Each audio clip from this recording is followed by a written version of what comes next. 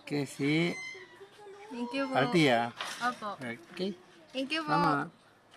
Tama. Nakita niyan namin si Rizlia. Magandang hapon mga ka-idol. Ito mayroon akong naisakay na pasahero, si Miss Altia. Naghahanap kami ng kaklase niya. Una, pumunta kami doon sa Libsong S sa parte ng Balilang at Sagrado. Wala yung hinahanap namin doon hanggang napadpad kami dito sa Baywalk. Tinanong ko sa kanya kung mayroon siyang cellphone number yung hinahanap namin. Wala daw. Kaya ito ang unang pinasok namin. Ito yung unang pinasok niya, tabi ng Old Wood. Hanggang sa sinabi sa kanya doon sa pinagtanungan niya ay sa kabilang kanto na naman.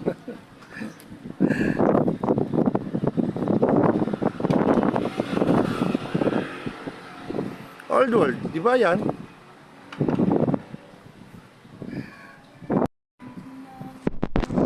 Hanggang nalipat na naman kami sa ibang iskinita. Pumasok na naman siya at nagtanong. Pangalawang iskinita na to mga ludi. Ah? Isang iskinita?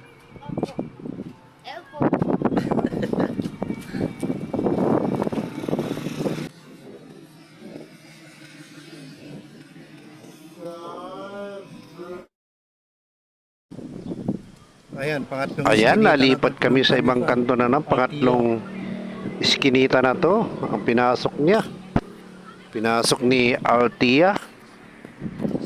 Talagang masigasig. Talagang gusto niyang hanapin yung kaklase niya. Ayan.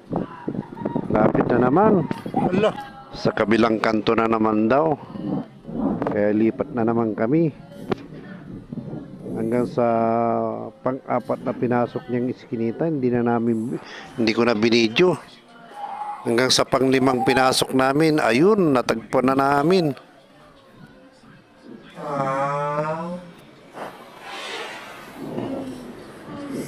Natagpuan din namin yung kanyang hinahanap. Thank you po. Altia. Opo. Okay. Thank you po. Tama. Nakita niyan namin si Rizlia.